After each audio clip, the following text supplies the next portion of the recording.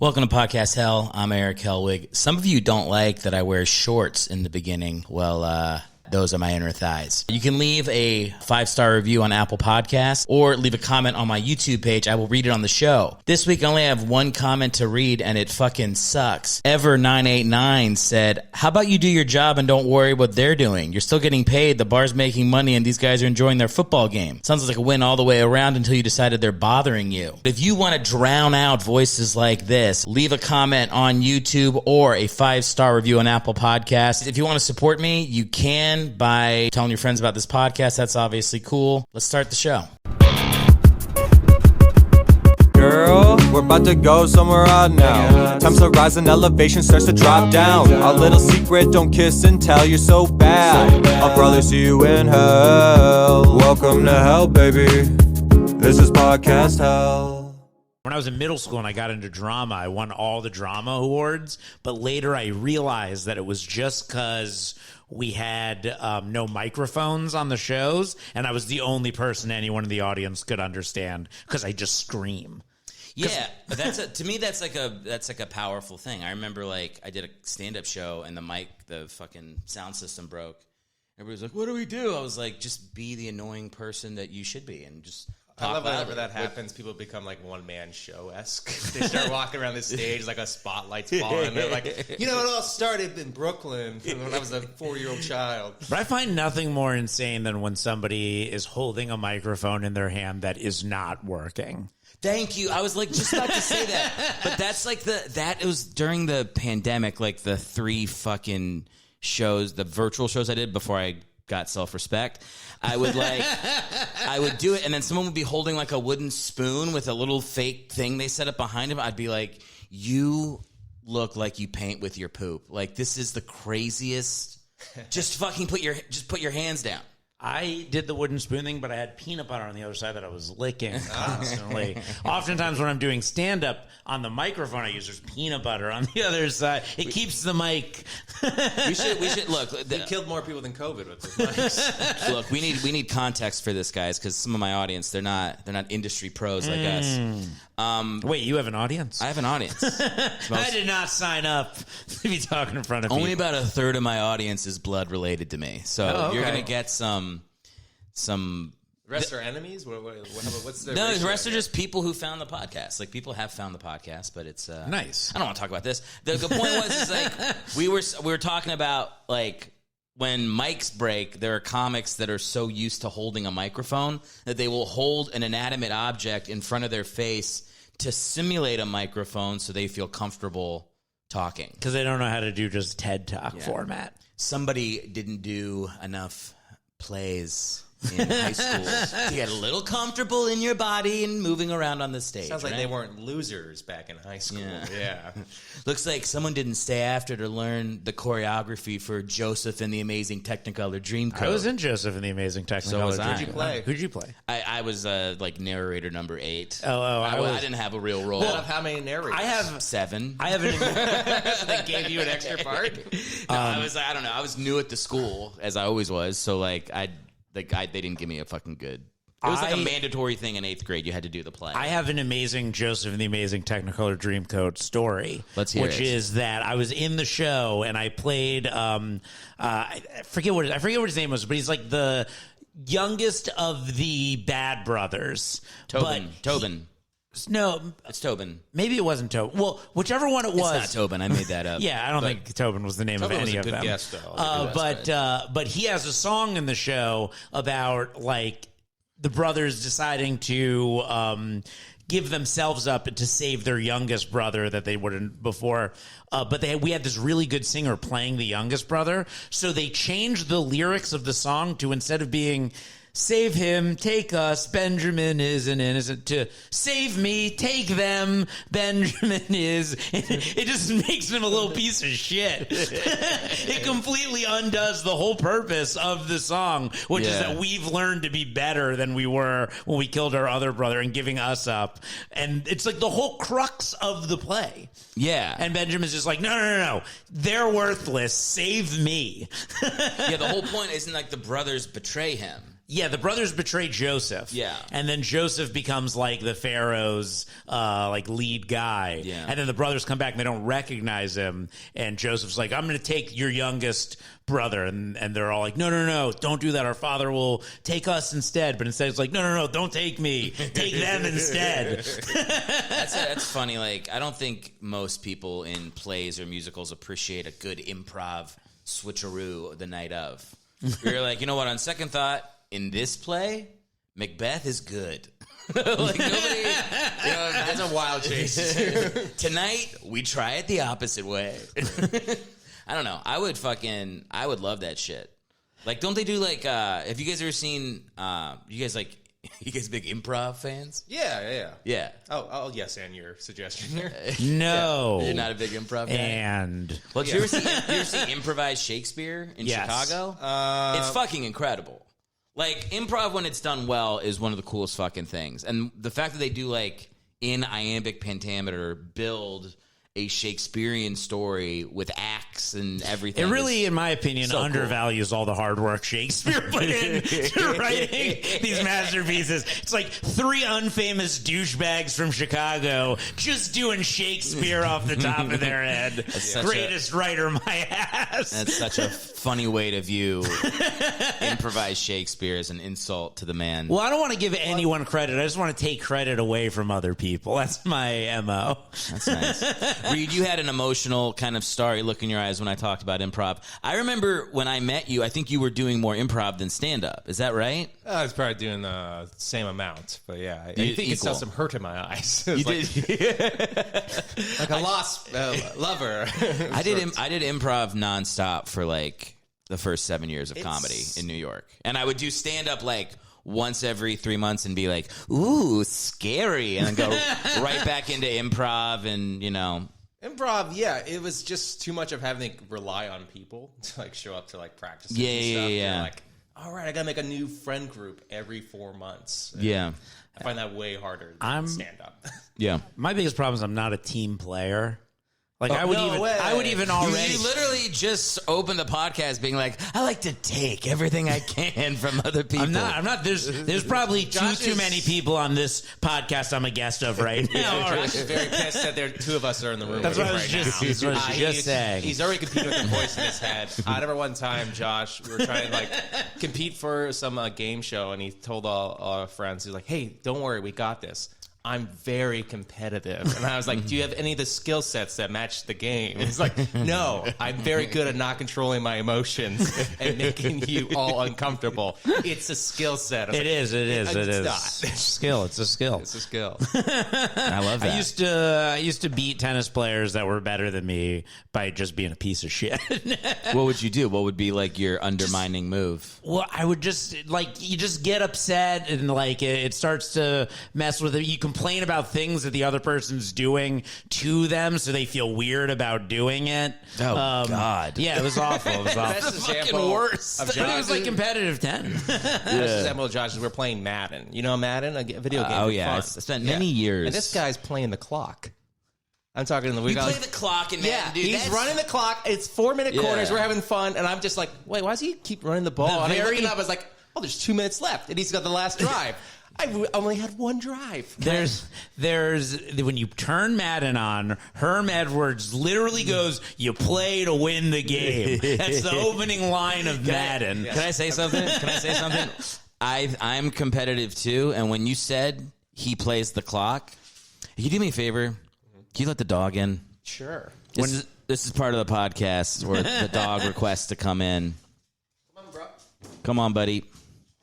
He might lick your feet a little bit. Sorry. When you when you said he plays the clock, I was like, I do the fucking same shit. And my friends used to get so pissed at me. But it's like, it's a video game that I won. Like, that's how I would feel every You're time. out there like studying the playbook and your game plan, and I'm just like, hey man, you want to have some fun? Let's throw some balls, get some interceptions. You're like, okay, this defender here, we need to lock him down. And I'm like, No. I think the You're not saddest. coaches. I think the moment I got the saddest during the pandemic was when I found out I'd broken into the top 10% of Madden players online. Oh, wow. That is an accomplishment because there's people that really It was like I was happy for a moment, and then I was like, this is the most worthless accomplishment of my life. I did that with Catan. Catan? Me and my wife started playing online Catan when we were sad, so I'd get like a solid 3,000 games every week. At least you had a wife. I had nothing but my top 10% in Madden. And the other part that makes it sad is once you get in there, I'm losing every game. Yeah, because they're fucking badass. They're so good. I can't compete with anyone once I broke into there. Yeah. This is the worst person in my You get to finally play you. They're actually playing the clock, and they've like actually. Yeah, I'm like, are you fucking playing? Are you kidding me? You're playing the clock, you piece of shit? Who does that? They have their own playbooks that they create. I'm like, stop it. I just ask Madden every time, and there's 3 options. I'm like, I'll go for that one. This is fun. It's mindless play. But you guys are like, ooh. Gordon, get out of there. He's going to fucking knock the thing. Gordon, get in there. No. Last podcast, he like started stepping in between the legs of the thing. I was hoping you say last podcast he got canceled for saying a couple things. I just found out that a comic, I'm not going to say any names, I found out that a comic who dropped out of my next show, like it was kind of like bizarre, he didn't even say why, and I just found out because he got canceled. Really? Was it like a legit cancel or some bullshit? Or you can't tell. We don't know yet. Like, well, it wasn't a Me Too thing. It was a murder thing? Saying the N-word a bunch on stage Okay. thing. Oh. Dropping ends. You got Kramer? Reid was like, oh, that's not so. I was like, have we he'll learned, be back next week. Have him on the we pod. learned nothing from the Laugh Factory?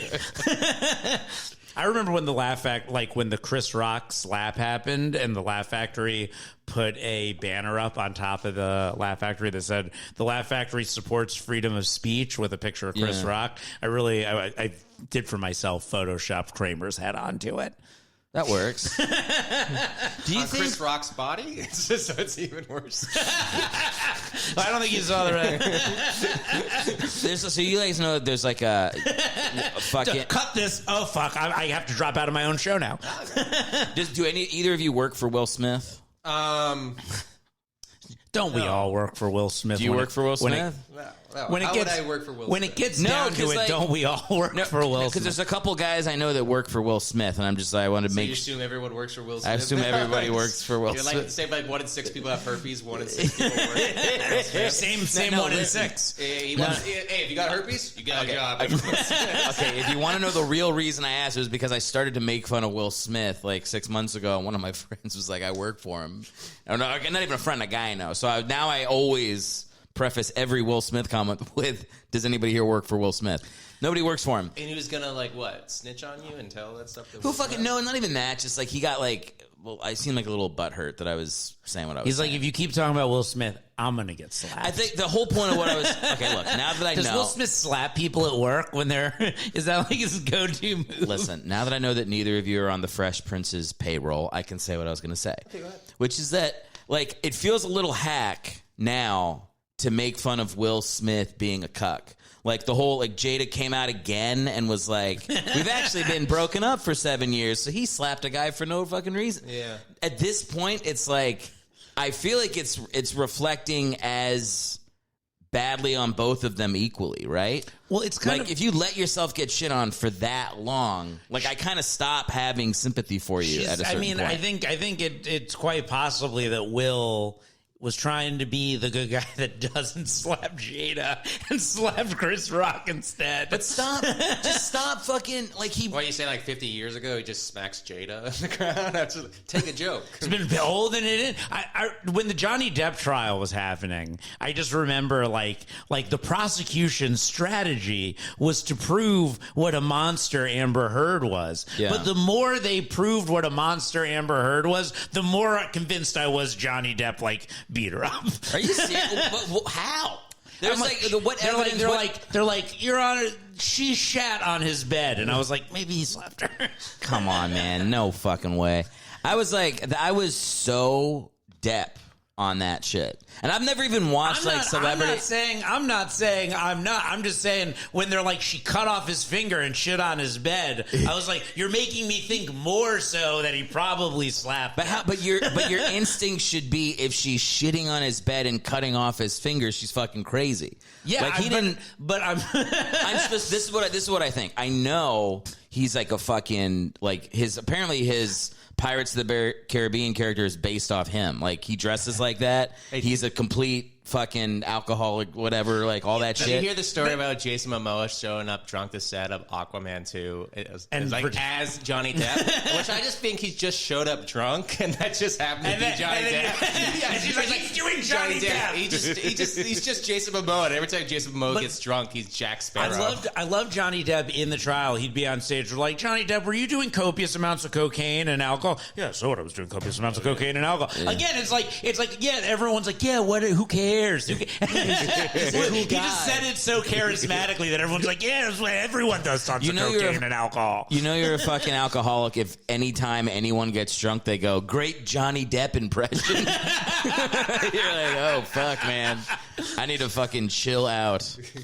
Good Lord. He got an Oscar nomination for just being a drunk pirate. That's amazing. Did he get an Oscar for that? Yeah, he got for Jack Sparrow, the first one. Really? How fucking long ago? That had to have been some weird Oscar nominations back in the day. Well, here's what they used to do back in the day. They used to give out Oscar nominations to movies people had seen.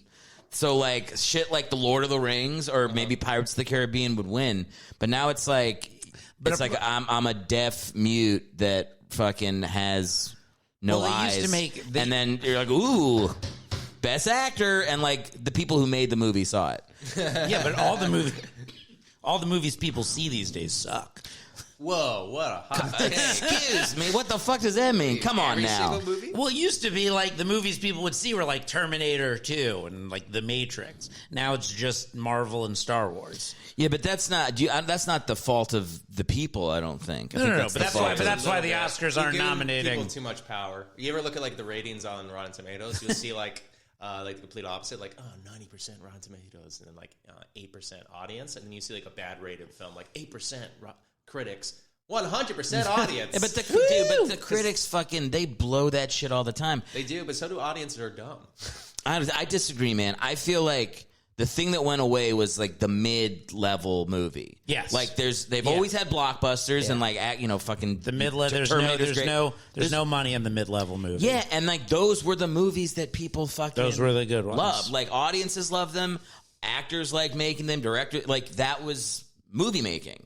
And now it's either like everything's a fucking... Either it was shot on an iPhone or it's $300 million. Yes, it's a fucking Transformer orgy or it's me. Like it's like somebody makes this literally a movie. This. It's that it's fucking literally fun. This. It was so daring how they did that one shot and one continuous shot. How did that cinematographer do it? The tripod? Yes. Yeah. Oh yeah. The starving to death and having no money. It was a very difficult process for me. Yeah. I don't know. I remember I looked it up. Like the last top 10 movie to win the best picture was the Lord of the Rings in like 2001. Since then, it's all been fucking nothing. And I remember I told that to my wife. She was like, "No, what about the one with what's the Korean one that came Parasite? out?" Yeah, she was like, "Parasite was really popular." I was like, "What the fuck are you talking about? It's in subtitles." And we looked it up. It's like the 300th movie in the U.S. Going to a movie to read. That's just our fucking. It's our bubble. Like we all see the little movies. But most people will not throw on Parasite with the family. That's not a... Guys, we're watching Parasite tonight. No. Thanksgiving Parasite viewing. Parasite is good. Speaking of Pirates of the Caribbean, I just went to Disneyland for the very first time, and Pirates of the Caribbean is still the best ride. Hard disagree. Hard disagree? I've never been there, but you said for the very first time. Well, I've been to Disney World a bunch as a kid, and they have Pirates of the Caribbean there as well. Reid, nice catch. Yeah. Nice I'd catch been there. to You look like a fool. I know. He just fucking owned you. But I've been to, but they have replica. They have replica. CSI. Miami. Don't try to talk over it, Josh. Accept the L. Reid. I don't even know what you fucking said that shit off. I don't even know what fucking played. Reid fucking nailed. That was the funniest / douchiest thing anybody's ever done on my podcast. Did you see what he did? He played a noise over Who knows what that button would have done? That's the N-word button. You just made him say the N-word. Get rid of that button. Yeah, I know. I have it loaded up for when I'm ready to quit get to comedy. hear the sound effect when I pressed it. Why do I have a fourth one on? That's weird. Dog, yeah. That's me turning Josh off completely. So wait, at Disneyland, what was your favorite experience there? Did you wear the little ears? No, I really loved. I thought Pirates of the Caribbean was like it's just the most artfully done ride. Did you do the California Adventure as well? I did California Adventure as well. So when I did roller coasters for the first time. I've always been terrified of roller coasters. You don't do roller coasters, well, really? I do now. I did Incredicoaster and the Guardians of the Galaxy. I don't think I've ever been as afraid of my life as I was when I got in the cage and the Guardians of the Galaxy. Which one was Guardians of the Galaxy? That used to be Tower of Terror. Oh, that's just the drop, right? It's just the drop. If you're still thinking if it's the old name, then maybe that justifies your fear. What? Well, that's not Tower of Terror? Yeah, that sounds scary. Have you? The Guardians, you literally get into a tiny cage. They lock you in a cage, and then it just shoots up to the top of this building, and then just drops and does it over and over again. Yeah. And it was actually a lot of fun, but I thought I was going to die when it started. Did they ever? Convinced I was going to die when it started. So I'm a big coaster head. I don't know about you guys. I'm not. Love a good coaster. So like, were you? You just need to start a podcast called Coaster Heads. Coaster heads. Your chair is just constantly moving the whole time. So you don't like pirates because you like the coasters more. Well, yeah, I mean, and also Pirates sucks, but more. I mean, here's the thing: Pirates is a lot of the things at Disneyland or Disney World. Which one is it? Disneyland. A lot of them are. You can see why this would have been great in like 1932. No, it's like so... I remember, we were so excited. Like they had the one when you walk in, like Mr. Lincoln speaks or whatever. Yes. So me and my wife saw that. We were like, "That's the last ride we're doing." Like the last when we're walking out of the park, we're fucking seeing Mr. Lincoln's. I wanted to. I forgot to. Emporium, and so we went in. And it's like this long fucking old documentary video from like 1950. Ooh. And it's cut in with like some lady comes in and says something woke to like correct something from it. And then it pops back to the real video. Is it an animatronic that comes in and well, woke? At the very end. So you're there for like an hour. Like they've like an hour. Yeah, because there's a lot of woke stuff they have to say to correct. Slaves being happy about doing their work, Mr. Lincoln. So they have you wait in the waiting room, and the waiting room is all about Frederick Douglass, and which is great. Frederick Douglass is awesome, but they clearly were like, put in a thing about Frederick Douglass now. like that's a new addition. So you do that, and then you go in. You can't have the Lincoln thing be a white savior story. Exactly.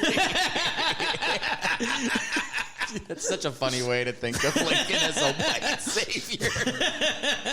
So anyway, so then you go in and you're in this theater. And by the way, it's a theater for maybe like 150 people. It's me, my wife, and one lady. Yeah. That's everybody in there. Yeah. There's one guy running the whole thing. Okay. And then you watch this video. It's like long, like maybe another 25 minutes. It still has cut-ins for people talking. And then the curtain moves back and it's Lincoln in a chair talking, and he doesn't do the Gettysburg Address. He like goes into his pocket. At one point he stands up, and you're just like, oh my god. And then he reads something in his pocket, and then it closes. It's like the animatronic Lincoln part is maybe 5 minutes long. Oh.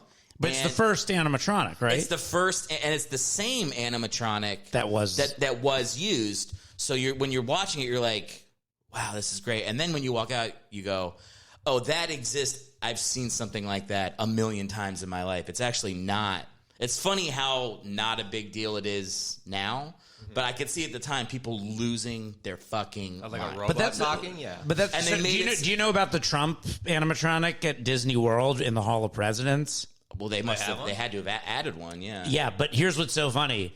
Disney was so confident Hillary was going to win that they made a Hillary animatronic in advance. And when Trump won, they just turned it into a Trump animatronic. And if you look at it, it literally has Hillary's facial structure. Oh my It's God. just got red hair and a Trump voice. So I think that's still a win for Trump there. That's just to give it to Hillary a little bit more like, you loser. Not only did they give it my voice still, but something about that Trump animatronic animatronic tells me it used to be It's like a Lincoln's crooked doing the Hillary. Gettysburg Address. The Trump animatron's like, I don't know what I said. Whoa. That's We got awesome. these shithole countries.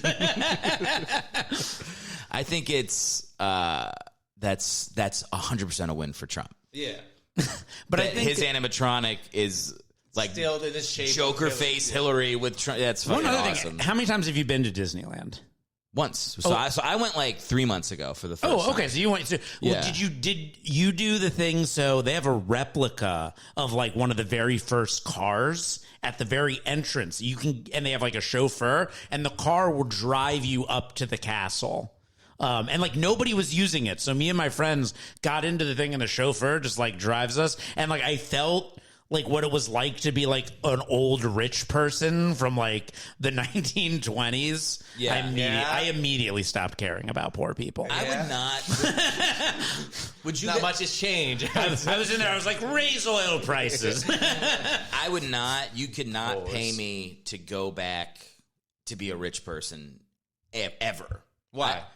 Because everything sucked. Not for you. But you're here's rich. the thing. No, Here's the thing. oh, Are but you air going conditioning. back? But like Air conditioning. You're also you get adjusted to that. Like But you'll here's be the there question. for, like, Here's- you're like, No. you'll forget all the things of the past, of the future. You'll forget all the things of the future. If you can send me back and I don't know what this That's what I'm is saying. now, That's what I wanted to say. then yes. Yeah, you can't have a conscious memory of what has happened in the future. Like that's gonna be the case for If you had, Yeah. if you knew nothing about the future, you'd probably be happier as king of the 1400s. But knowing about the future, if you Yeah. went from now to king of the 1400s, what a I horrible don't know. I think nightmare. I still want to be king of the 1400s, even though I know the information now. You don't have- I don't think I can reach that level of power Look, even in this lifetime. You guys are not taking into account, like, you have to think about how your personality type would do in the area you're going back to. Because, like, I don't know, man. Like, I could kill now. Like, if I needed to, I feel like I have it in me. You have it in you to kill. I have it in me to kill. So you could But, be like, a I don't 1400. want to, I don't have it in me to be tortured. I don't have it in me to torture other people. I don't like really, like, I'm like a very, like, It's a real bold announcement. I have it in me. I to would kill. No, I mean, I do. And I have before, and I will do it again. I've never killed. No, I've never killed. I feel it in me. Like, it I calls get to the me point at where the night. light's almost out their eyes, and then I let up. You guys never think about that? Like, if you could kill someone? If I had to go to war, it's interesting. Like they talk about like when they introduce like the bayonets on the guns, like how they go from having to shoot someone to like they put the knives on it, and how much different it made them. They're like ah! they didn't want to stab someone. They wanted to be from a distance to like actually shoot them. And so they actually have to be in the battle and be like fighting for gun swords, and then like having to stab someone, like that scene in Private Ryan where like you're just like Slowly yeah. goes. I had to do that. I'm sure something would take over your mind. I was just thinking about. I just saw the new Scorsese movie, and there's like a stabbing in it that I said was the second most brutal stabbing I've seen to the stabbing in Saving Private Ryan. So I was supposed to go see that movie today with you guys know Rob. Rob's there. And he was like, "Yeah, man, what time are you going to go? It's a 3.5 hour movie." And I was like, "I'm not going." You know, that I saw it just changed twice. my whole I've plan. spent 7 hours watching it I already. can't look. There's something about like Twice. This guy loves Martin Scorsese. I do. I'm not going to shit on him too much, but Okay, go ahead. I think he's at the point where people can't just tell him, "Hey, Martin, cut 45 minutes, you old they fuck." can't. They can't. Well, do that. to me, that's like He's at the point. What you're talking about? The power of being a king in the 1400s. The power of being like, give me $200 million. I'm going to make a 4-hour-long movie, and there's nothing you can do about it. Is Scorsese the ultimate short king? He's like a modern day short king for like it's inspiration for all those shorties out there. I mean, I'll say this: the first time I saw it, I wasn't bored for a second. The second time I saw it, there's a little bit at the end that was slow. Do you think Yeah. Martin Scorsese could make a Marvel film? I know he has hot takes about it. But like, I want that to be his last film. Just I want him to shut up and see if he can actually do it. Can he make See a if he superhero could movie? do it? Yeah. What did he? I didn't see what he said about Marvel movies. Well, Did no, he no, say Like they they're all suck? like roller coaster rides and shit. But here's the thing. Here's the thing. He's right. He makes about he that. makes a comment, and it like incites these legions of lecherous fans. But here's the funny thing: I'm just as much of a Marvel fan for Scorsese as Marvel fans are for Marvel. But yeah, you cosplay as him. I was really happy that Marvel like had that the end game, like part 1, part 2, because I was like, okay, great. When I watch part 2, I'll be done, and like I feel good about it being over for me. And You like, could be out at part 2, I think so. like I was like, do you need to go outside? Is that what you want? Reid, sorry, you're in the dog chair. Okay. Could you open the balcony for him so he goes outside? Like I'm in trouble as well. No, just but you should. I mean, do you like Scorsese movies? Yes, but the Did fucking you like Wolf of Wall Street? That's 3 hours. Love Wolf of Wall Street. He did Goodfellas. Did Goodfellas, He did Casino. Love those movies. This is a Western gangster movie. When he did Irishman, I was like, I don't think I'm gonna. This is what I said for Irishman. I was like, God, dude, Gordon. Did he just do the thing where he pretends to go out and didn't go? Sorry, Reid. Sorry, Reid. I wasn't. Josh continued to ask me a question, so I didn't pay attention to the. That's good. It's very frustrating. He does that. So does? he'll go to the door and You think he knows what he's doing, or like? he's being. He just wants. I think he just wants pets. Yeah, and he's like, butt scratches right now. Hope he likes that. yeah, he does. It's like more entertaining, I guess, than Irishman, but it's the darkest, one of the darkest, most upsetting movies I've ever seen. Well, it's about Native Americans. It's so it's just about. I mean, it's Scorsese's like Western about white supremacy. It's fucking terrifying. yeah. it's horrifying. I mean, yeah. I'll see it. I'm just not going to go to a theater. You'll wait till it comes out. I'll wait till it comes out. There's some Now, like to be fair, like the movie that I would want to see at the theater that I didn't, but like Tom Cruise jumping a fucking motorcycle off of Everest or whatever. I'm like the new Mission Impossible. I'm like that is something I should go see on a big screen. The new Mission A Impossible is my spectacle-type least movie. favorite Mission Impossible. You think and so? I love the franchise. Yeah, I think it's pretty good. What's the last big comedy you saw like in the theaters? You're like, Cedar Rapids. that's the last time. I'm no, not even kidding. Like That's like the last time you went to see a the comedy in last time I theaters. can remember. That's so long ago. Well, what's like? I'm sure there's been other comedies, but like I can't. They don't come to mind I as don't like. remember this movie, Cedar Rapids. What is this? I saw that new J Law Helms movie. film? It's Ed Helms. Okay, that's what It's I figured. fun. It's a fun movie. Okay. It is a fun movie. I saw it twice. I really And then liked you're like, it. I saw it twice, and you're like, that's it for It's like when you finished Avengers in Endgame, you were like, No and more now I don't comedies. ever have to go see a comedy movie in theaters again. I think Cedar Rapids That was the is. Cedar Point. I think Cedar Rapids is the last of those movies that I'm talking about, though. Like that comedy movie for like What year $5 did million, that come like out? $5 million or less. I'm probably like. $5 million is considered low, but that was an indie. That was like an indie comedy. Cedar Rapids. Yeah, but like there's like a time like when you like went to the new Jennifer Reid, are Lawrence. you looking it up? The new Jennifer see what year Lawrence that came movie out. is really good. Or that it's just not. It just went to Netflix. No Hard Feelings. Yeah. It's really good. 2011 is the last time you went to go see a comedy. Been No, I'm sure I have. It's one's not that coming. one just came to your mind. That one came to my mind as like, well, I went to go see it twice. But so- you do actually have a good point that there are probably since 2011 have not been a lot of good comedy movies to go see. no, they The don't. last like- big one like- maybe is Horrible Bosses, and then like maybe Horrible Bosses 2. Horrible Bosses 2 is so fucking funny. Oh, really? Horrible I Bosses 2 is like a way underrated. I got to movie. watch it again. Do you not like it? I feel like it wasn't as good as the But they had a boon. I think it was 2006. Maybe I think it was 2006 when, or 2007 when Step Brothers, Tropic Thunder both came out that year, and another great one that year, which I'm forgetting off the top of my head. It's a common theme of Will Ferrell. Will Ferrell needs to deliver another hit. I don't know what he wants. He wants a hit. Maybe let him out. All right. Sorry, Reid. I'm sorry, Reid. This is why we brought you. No, Reid. I mean, like out of the room. Maybe out of the room. This is where I told you the dog fucking takes over. You want to leave? How'd you like Disneyland when you went? We had a good time. So I didn't. We went with my friend Chris Aurelio, Is he, and he is a Disney. he's guy. a Disney guy. Yeah, So I went with Disney people too. So that helps. They because know all the secrets. It's like the mafia. He had like a little app, and he would get us on Is rides. there any and kids there? Yes, overrun with children. Really? You went on a Monday. It was overrun. It was packed to the brim. Yeah. Okay. Packed to the brim. But at children. night it gets fun. At night it gets better. Yeah. No, so we went at the minute it opened at 9 a.m. or something. And Chris had his app, so he was like, we'll do this. All the rides were fucking closed because I don't know why, but a lot of them we couldn't go on shit. So we went to the town hall and told them, give us California Adventure tickets. And then he was like, I like confrontation, so I was like, of the three of us, I was like, I'll do the yelling. And Chris said, you can get mad, but at the end, just say, maybe hopefully you can make it a magical day for us. If you say little Disney shit, you're more likely to get your way. For everything now. I'm at a restaurant. So I was like, my wife came here. This is a big thing for us. My friend came from all the way across the country. Nothing's open. I'm just California Adventure. I heard the rides are running there. We just like you to put some magic on it for us. You spit a little magic on it. And they were like, okay. And they just gave us 3 passes. Then we did California Adventure. And then by 5 p.m., all the shit in Disney was working and we went back. So we stayed all the way to midnight. So we did 15 fucking hours of both parks.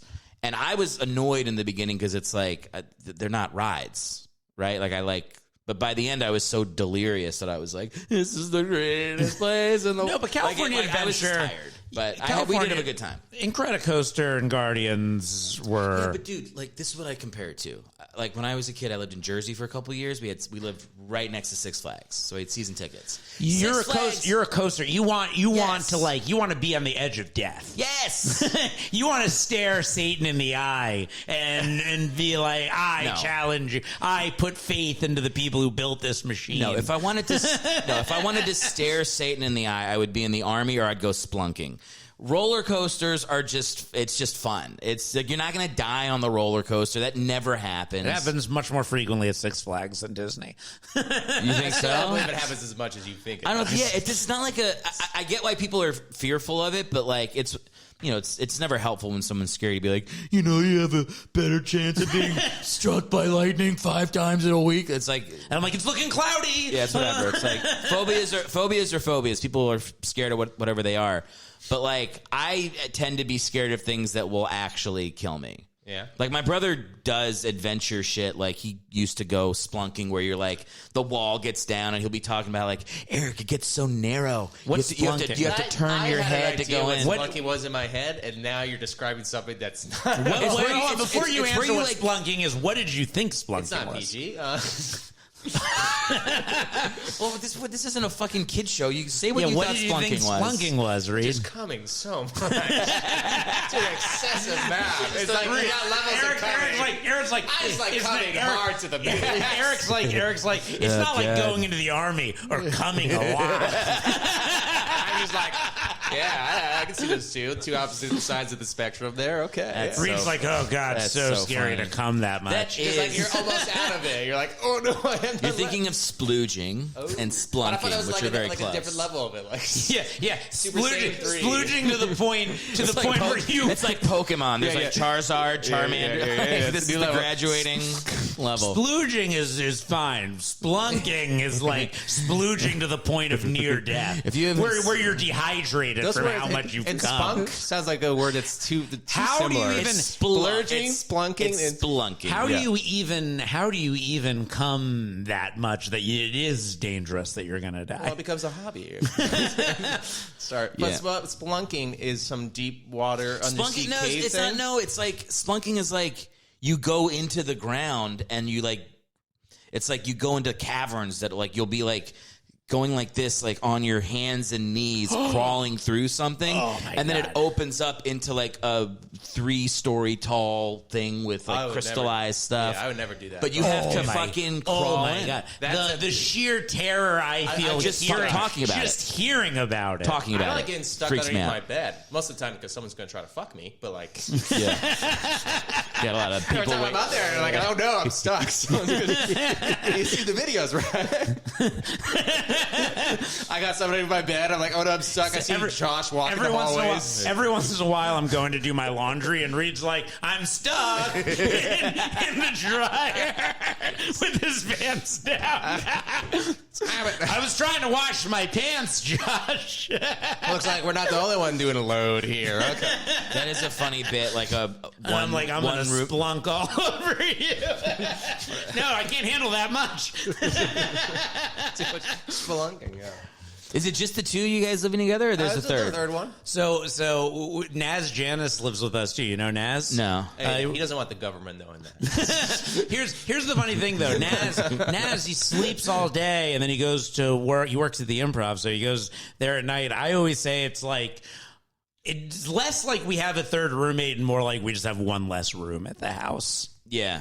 I like if I bring girls back, I debate whether or not to tell them I have two roommates or just count on them never seeing Naz. Yeah, that's a very safe bet. Yeah, I was like, I don't know who's broken into the house right now. They're cooking something in the kitchen. She shoots, and thank God I have this gun. You almost got robbed. Oh no. I still keep it going because I don't want her to know I live with two roommates. Just when you said, like the thing that when you said when I bring girls back, that just brought me back to a time when like I would wake up and I'd go to eat breakfast and there would just be a stranger like in the kitchen making food. Whoa! You'd be like, oh. Did you fuck one of my roommates? The girl was just start cooking in someone's murder kitchen? or recent fuck? Hi, you're one of those murderers that cooks you breakfast before. That's wild. I've never been at someone else's place like the first time and they just cook breakfast. I've had that happen multiple times, but it might also be like I would never been at someone's place for years and had them cook breakfast. They're cooking breakfast for themselves, but I'm saying like. For themselves. This just going into the kitchen, like, what we got just here? Watch, she's making a full omelet. Yes. Well, this is what I'm saying. I think in my 20s, I was the roommate that was gone a lot because I was doing comedy at night and out. Mm-hmm. And so the other roommates I would have, male and female, it might have not been. They were getting laid, so they didn't need to find joy. And it might not have, exactly. It might not have been that person getting fucks first time in my apartment, so they were comfortable, but it was the first time I was meeting them. They're saying like when I lived in New York, New York was like that though. Yeah, I had 6 roommates. New York was like that. So like you 6 roommates. Oh wow, the most roommates you ever had? No, I had 25 roommates at this one spot. You stayed at a hostel one. No. I lived in a like condemned building for a year in New York. Really? Wait, where was this? What year? It was in Williamsburg. What year? 2000. When did Obama get elected? Oh my God! How can you forget? Did you know? It was 2008. Did you know David Story? The name sounds familiar. Why? I feel like he lived in that condemned building with you because I was like, he was making this movie that I was the AD of, and like, because he just had no money. He's like, I'm just living in this condemned building while I make this movie. I wonder. Yeah. And I went there once, and there were just people all over the fucking place. I think that happened a lot. So it was a building though, not like just like. But it was in Williamsburg. It was in Williamsburg. It was in Williamsburg. Yeah, that's why. The reason I said the Obama thing is because when I moved there, Obama was getting elected, and it was on Hope Street, and there was that mural, that guy that painted the mural of Obama or whatever. Yeah. I think he did his first one on that street that I live. What made you make the decision, I'm going to live in this condemned building for a year? Well, when I moved to New York, I didn't know anybody, so I just found a place online and like sent money to this dude. And when I moved in, there was like 40 people there, and it was like a factory floor in Williamsburg, and they just had. I had a room in the middle where it was just 4 walls had been dropped. I'm imagining like Willy Wonka type of shit. No. There was like fucking chains hanging from it was fucking weird. And it was the kind of place, my room, because it had no natural light, it was like I would wake up and wouldn't know if it was 2 a.m. or 3 p.m. Like that type of thing. I lived in an attic that had no windows, and I couldn't stand up in fully. And I used to have to get up for work at like 6 a.m., but I'd always be out like going hard the night before. You lived in an attic? I lived in an attic for why? Why you laugh? Was there something I don't know about what that is? No, I just. When did you live in an attic for how long? Like right after college for like a year, and it was like my first job. But I'm also partying every night because it's right after college. You're too excited about this. I lived in an attic. What? Your face is like purple from joy. There's jokes I can make here. I'm just trying to not. Yeah. Anyway, I would like be out to like 1 a.m. and then I'd have to wake up for work at like 5 a.m. And you don't know what time, like you have no like concept of the sun rising or anything. So my alarm would go off. I'd be deep in REM. Everyone, that would just it's like jarring. It's like it like fucks you up. I only did that for like a month when I moved to New York. I lived in this place. I was like, I got to get the fuck out of here. But I was so like insular in my mind. Like I was like, where am I going to move? And then I saw like a place across the street had like a sign like for rent. I just called the number. It was like, can I rent an apartment? And I didn't even like ask how much it was. Like I was just like, tell me, can I come by and look at it? And they were like, you can come by right now. I was like, I'll be there in 5 minutes. I walked over, looked at it, and she was like, it's $1,200 a month, which is so much more than I could have afforded. Yeah. And so much less than that place goes for now. Yeah. And I just went like, I'll take it right now. Like I just went to the bank, handed her the money, moved in that day. Like it was like really fucking weird how quick it happened, and a little shady too. And then I lived there for a month, and during that month I realized like, oh, I can't afford to live here. Like this is not how you find apartments in New York. Yeah. You're supposed to like look. They didn't check your credit or like see how much your bank account. I was an idiot, man. Like it was just a weird fucking. I was renting a room. I was just renting a room. Okay. And then Where are you from originally? Virginia. Yeah. How much was the attic for a month?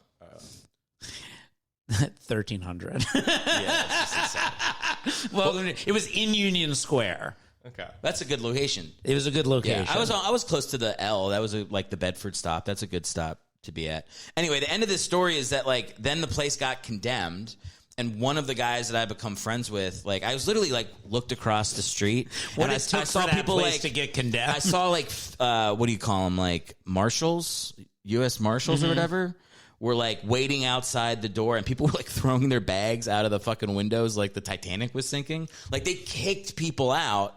But I guess like one of the guys was a lawyer and told the guy I knew, like, if you one of the guys that lived in the condemned building. One of the guys that lived there was a former lawyer that was a successful lawyer. Just barred that was now a drug addict, and was like, if you're in a room with they were condemning it because there was no point of exit for the middle rooms, but there was a staircase on the side, so if you had one of the window rooms, it was fine. Mm-hmm. So they were like, just stay in your window rooms. And he told that to like a couple people there. So like 3 people stayed, and the marshals didn't kick them out. And then the guy called me and was like, you should come back over here and just crash in one of these window rooms. And I was like, all right. And I just left the apartment I just moved into, went back across the street, and I stayed in that condemned building in a window room for like almost a year. And I didn't pay rent. It was save up a good amount of money. No, it was New York. I fucking lost money. It's anytime I like have like a period where I'm getting away with like no rent, I leave with nothing. I don't do the smart thing. Life doesn't make it. It's like I'm gonna have extra. People like us aren't in a position to save money ever, no matter what's happening. Yeah, we're in a position to figure out how to skate by longer. Dude, I always tell people like, that living situation was the fucking craziest time of my life, because I would come home and there would be like concert, like a band would come over and just play in our fucking living room. Seems like you were living in like Rent the Musical. It was, everyone had AIDS in the house. Yeah, the difference. That's the reason you got the discount. Show us that AIDS. The difference is that it was people wanting to be like really like bohemian. But then, like, you talk to him for 5 seconds and be like, "Well, you're going to NYU? Why the fuck don't you go live in the dorm? Why the fuck are you here?" That was my friend David. Yeah. That was Dude, the reason I moved out is because they were like, we kept the power and electricity on I guess we paid like $30 a month or some. It was split between something, like 15 people, ridiculous, something low, $30. And then we were like, they were gonna turn the heat off in the winter, and they were like, "Yeah, why don't we just that's fine, man. We'll just like light candles and shit." And I was like, well, the whole point of why nobody's supposed to live here is it's really hard to get out if something bad's happening. You want us all to light fucking candles in our rooms? Yeah. Like, it's insane. And like the kid who I knew was from NYU was like, I really can't afford to like I was like, fuck off, I'm fucking out of here. And so those people stayed there for much longer. You expect Like, me to pay $30 to live here for 30 days? $1 To be fair, a day? to I'm be sending fair, that to that Africa. kid who was going to NYU spent more money than he'll ever see in his life to go to NYU. yeah. It's very hipstery douchebag type of people there. Oh. Yeah. They're like kind of cosplaying homelessness. Cosplaying homelessness is But the to a perfect way degree to of say it. actually being homeless. I was much more. I've counted those, yeah. Well, I in made Toronto. what happened in the year I was there is I made. That's what I say to all the people on our street. I'm like, phony hipster. I jumped from Guy's shitting in a bucket. once I started doing like comedy and like improv. I went from Sit in a bucket.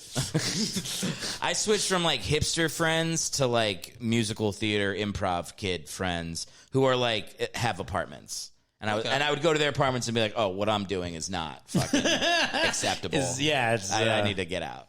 So yeah, So improv saved you. in a way, you know, I feel like we saved each other. Do you live here? Yes, and I need to find a new place. I did real bad. I did bring a couple friends back To the condemned to the apartment. condemned. I went to the condemned and building. they would be like, "Dude, this is fucking crazy. You need." Because there was like two or three bathrooms that we were all sharing. Like, Are you like, this is cool. This is cool. What are you guys I thought it was talking about? I was 22. Like I was like, this is what it's like. yeah, that's fine. I was like, this is what it's like to be in New York, man. People were like, nah, you can just get an apartment. It is a little bit like what it is to be in New York, Yeah. though. I don't know. There's I don't know, man. Did you see a lot of people doing heroin in your living room? Because I would wake up and there'd be You just people living in like in a crack den? There were like people doing heroin. I'd never seen that before. yeah. Well, that it I had was a fucking- next So you door. constantly looking for spoons in the apartment? You're like, guys, I had, I had a next next door neighbor in college who was also at NYU that was Doing addicted to heroin. And so he would like leave it out and shit. Oh, I would just see. I would like. He was also my weed dealer in college. Okay. So I would come in sometimes, and he'd just be on the floor. I'm like, "You alive?" You're like, "Yeah." I'm like, "All right, I'm gonna grab some weed. Here's some money. Really? Take care." Oh my god. Well, way to look out for him. Yeah. Hey, there you go. You good? Yeah. One time He wasn't helping. Somebody no, ODs, so you just go. So he there used you to. go. He Is it used 20? to. Oh my God, it's He used to 10. like. He used to like deal to dealers. So he would like He's dead now. sell right? me. No, I think he's still alive. Really? Yeah, He's yeah. in Congress. But Senator But- Marco Rubio. but he used to deal to dealers, and so he would give it to me for like nothing. But I remember one day I was like going to my dorm. It was in the dorms. I was going to my dorm, and he's on the dorm. He's sweating profusely. And he's got this duffel bag, and I'm like, "What do you got?" And he puts the duffel bag and unzips it, and this guy comes out of it. He was just sneaking this guy past the NYU security. I'm like, "There's cameras in this elevator." That's so funny. So I lived in Guy's planning like an Ocean's 11 type of heist. This guy's contortionist there. when I was in college. I moved like second semester freshman year to like a first floor dorm, and my guy was a dealer, my other roommate. So he had taken off the window lock so people from the outside could open the window. So I'd be like just hanging out. Like my bed was the one there. So I would just be like hanging out. It's like midnight. I would just hear my window open and a bag would come through, You okay? land on my bed, and I'd just be like, "Fucking dude, this is yours." And then like Eric- 5 minutes later, someone would come and grab it. Hey, Eric, are you cool to be a party to my crimes? I was like, if I'm not involved, whatever. Yeah, I know. I wouldn't lie. You could have gotten in so much trouble. I wouldn't have lied for him. I would have been like, I felt manipulated. He made me suck his dick. I fucking said all that. I want to be clear that Eric would not have lied for him. Lied about him. I'm trying to figure college apartments. I never lived in a condemned one, but like I lived in a place that used to be a dental office in Chinatown, but they never took down the sign. So sometimes me and my roommate would just be like in our living room, and then like a knock on a door, and we open and just be this Chinese man, and he'd look at us, and he'd point to his teeth, and we're like, no, we're just playing Madden. And one time he just sat in the chair next to us. We're like, this is not the waiting room for the dentist. We had to keep telling our owner, like, can you please change that side? People keep coming up here expecting these two 22-year-olds to do dental work. There's something very funny about like the image of you, your roommate playing Madden, and then like 20 Asian men waiting to have a fucking root canal. There's a look at each other like, taking a long time. Yeah, like one of And them. those are not complaining about how long it's taking. Yeah, the one guy that speaks the best English is like, you should run out the clock. Why isn't he running out the clock? It's not serious. It's just for fun. It's just for fun. Okay, we're just running for fun. Not everything's okay. Get out of here. Oh my god, that's fucking hilarious. Where was that? It was like Chinatown in Toronto. So Okay, it was, I always forget you're from Toronto. Yeah, Yeah, man. It was a place Spadina. Well, are you old enough or young, or maybe you're too young to have been there for like the Vince Carter mania? I had his jersey growing up. He was Okay. probably because in Toronto we had like this basketball league called like the Raptors League. So because that was such a thing to make me a fan of that team, because it was like, I don't know, 5 years old, and they're stealing the image of Jurassic Park, just like the Raptors. Yeah. So I was like a 5-year-old, I was like, I fucking love Raptors. Yeah. And I love basketball. And you're like, at the time, you're like, I can probably do this. Yeah, You don't was know any was better. Vince Carter before your time? Vince Carter would have been I maybe remember- 98 or something, I forget. No, he's like Well, 93. he's like the same time as Kobe. He was like 93, 94, I feel. He was part of... No. And he was- Vince Carter he was came a- in. he was Vince a- Carter came in around the same time as Kobe. I thought he was a little before Kobe, but maybe I'm wrong. He retired after him. But Vince Carter also played into his 40s. Like forever. Yeah. But what year did he go to the Nets? I don't know. I can't remember. No, I think it was like mid 2000s. You should have been like growing up with Vince Carter dunking. Yeah, when I was in grade 7 or grade 8, I remember having a Vince Carter jersey. Yeah. He was he was the shit. pretty cool. Like Love Vince Carter. I also love Muggsy Bones, who was on it. He was Muggsy Bogues? Yeah, the guy, the guy from Space Jam? Space Jam. and it was like, because when you're a child, you just kind of relate to like whatever like video games you play. Yeah. You're like this. Oh, I play with him all the time. So, Yeah, Muggsy Bogues was the shit too. it's a little tiny guy.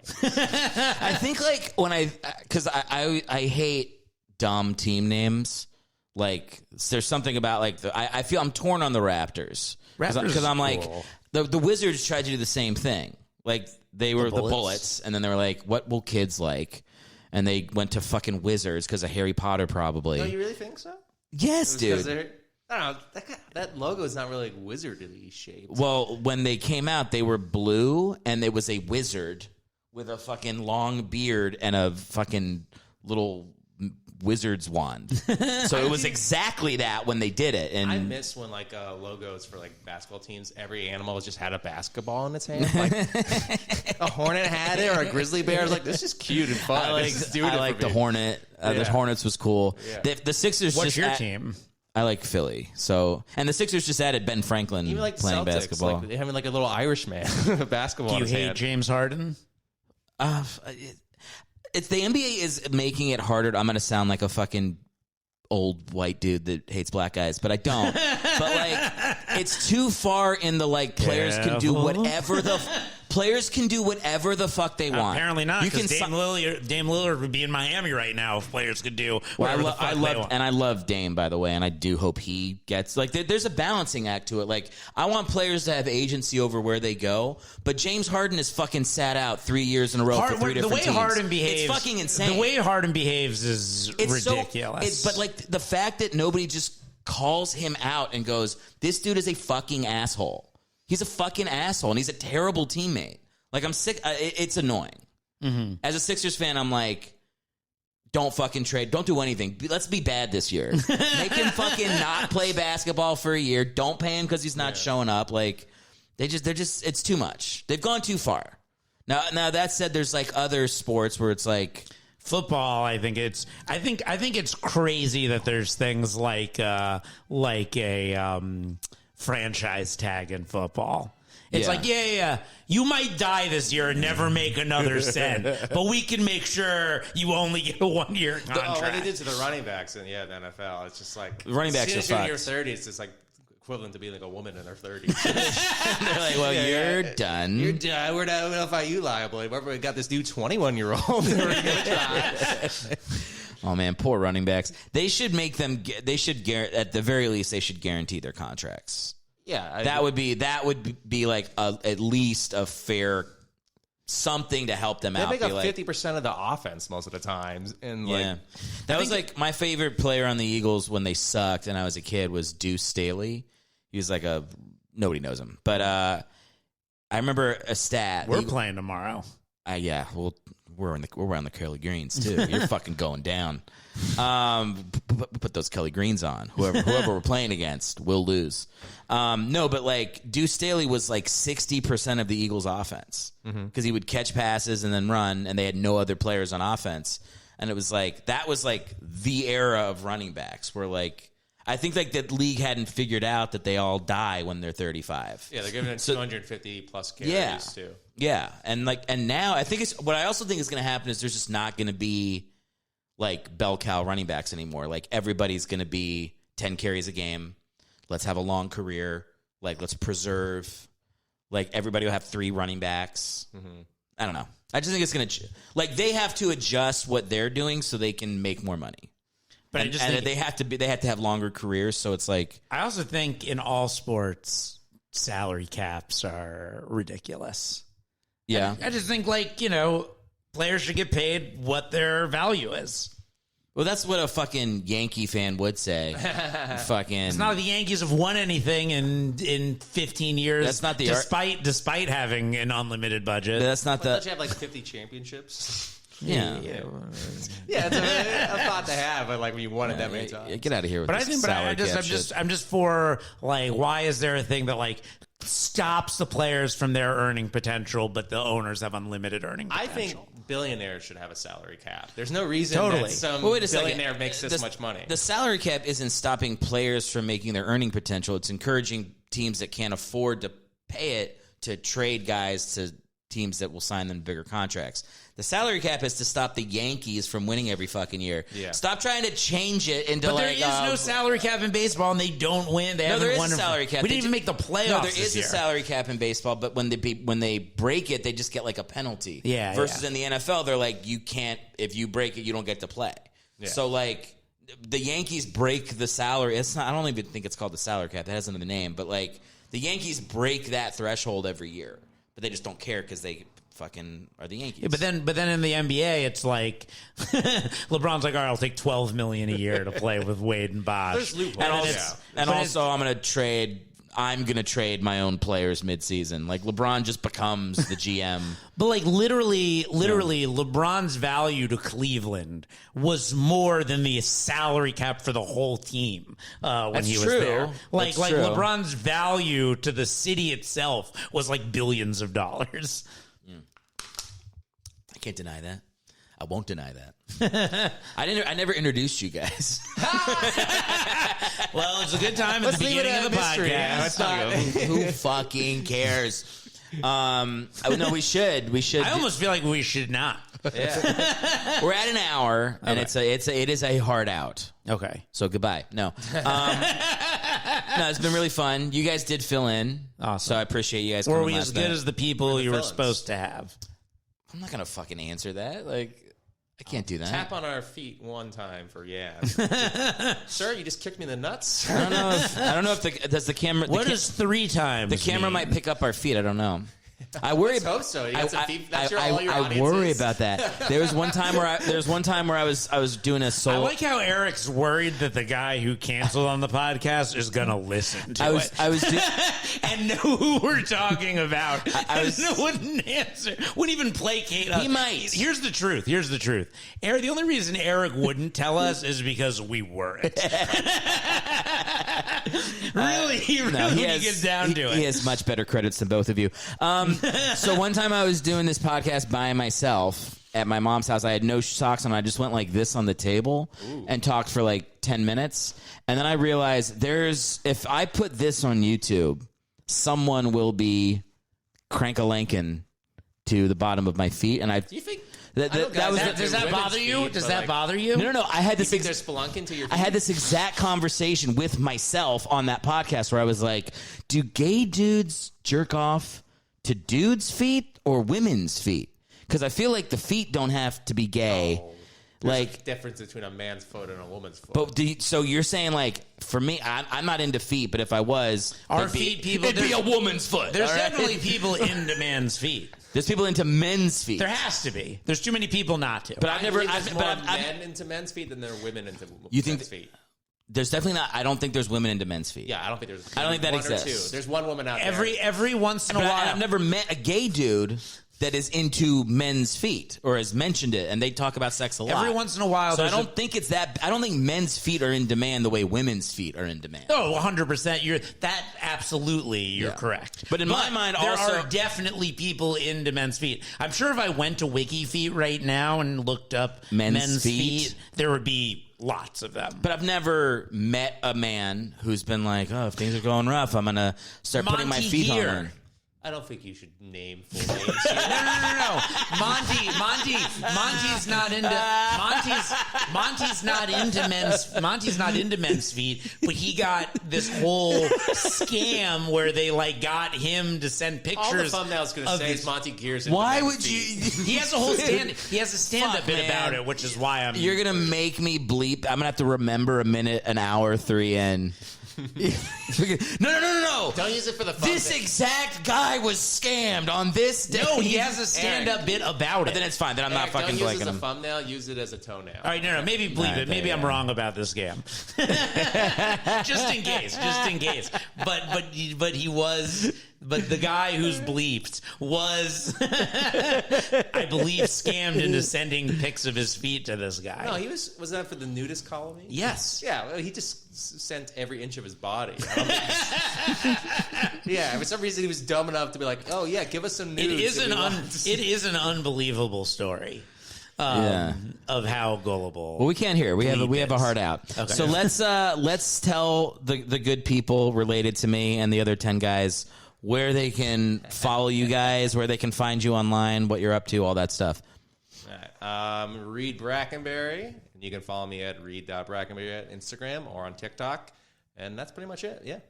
Josh Edelman, Josh Edelman Comedy on Instagram, The Edelmeister on everything else, JoshEdelmanComedy.com. See all my podcast, web series, documentary, stand-up clips, etc.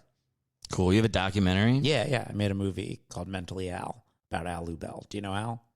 I think I do. I think I saw a clip of him online recently, but I didn't know who he was. But then he was at the Cellar telling a joke. It was pretty funny. The documentary I made got him back at the Cellar. Oh, hell yeah, dude.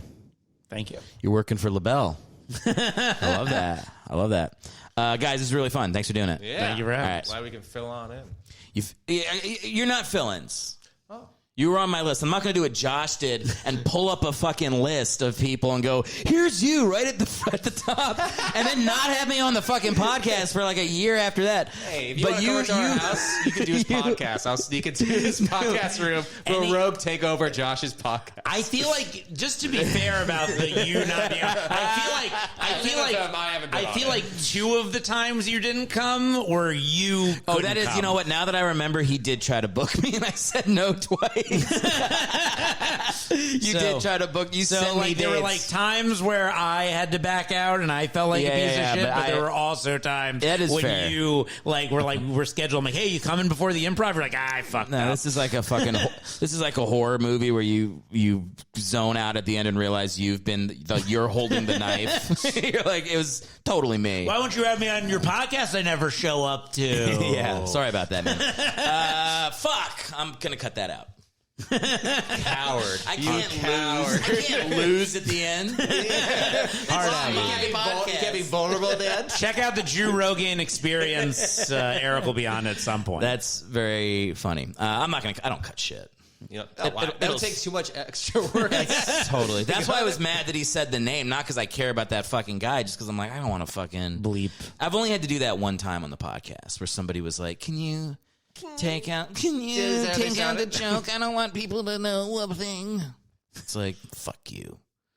I'll take it. There have been multiple times I've listened to someone's podcast just because I randomly picked. Not this one, but another one. I might have listened to yours. Yeah. Every once in a while, I'll randomly pick like someone's. And I didn't. Multiple times, I've heard them like start talking about me for like a minute. Really? Yes. That's fun. But you've developed an app that will Let me know anytime I mention.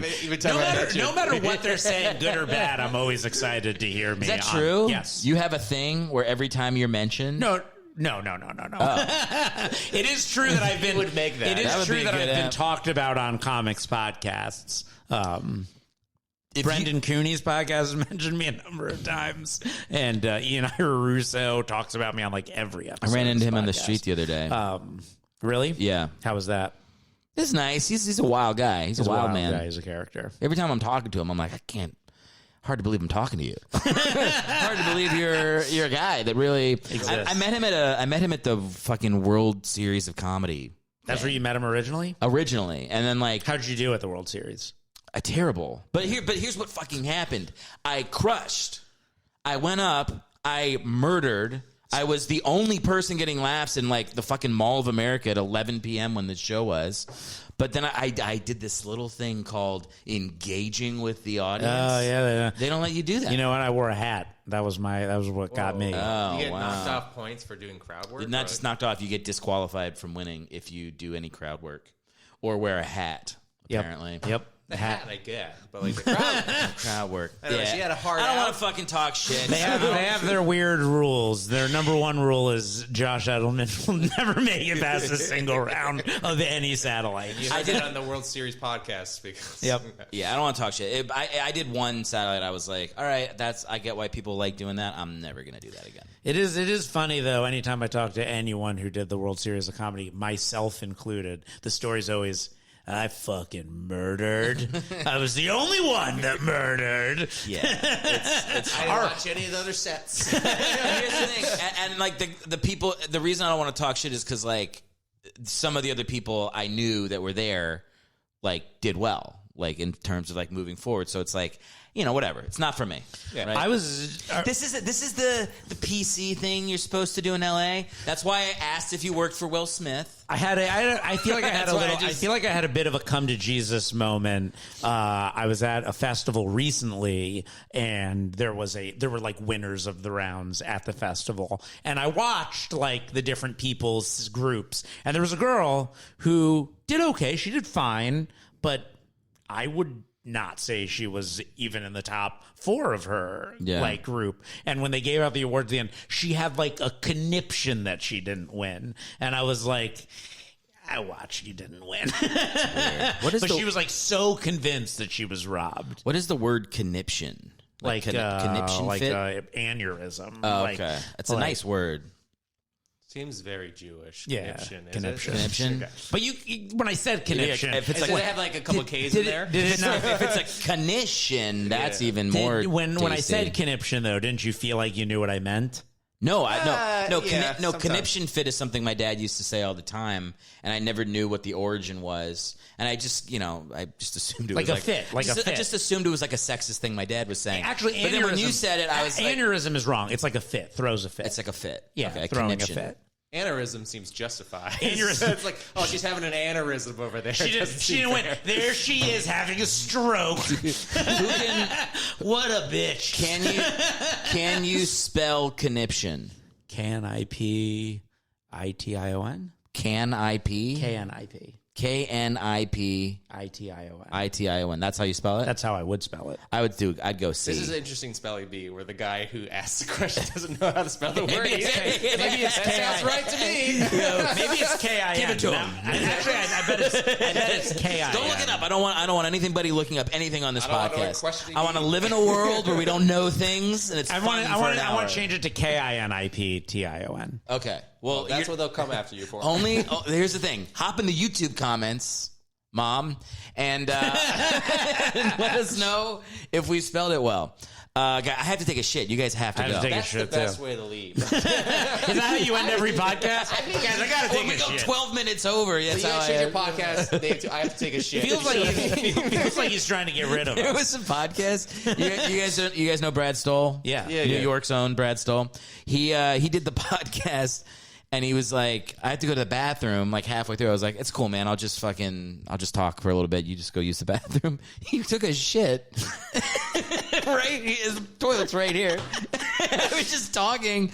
I was like, it's been like fucking 15 minutes. I don't think he realized that I was going to keep recording. I have a feeling Brad's shits usually take around 15. Oh my 15's God. a good amount. Resent review of Eric's toilet. It's so inside. baseball. Yeah. All right, you guys got to go. All right. Thanks for All right. coming. Thank you, dude.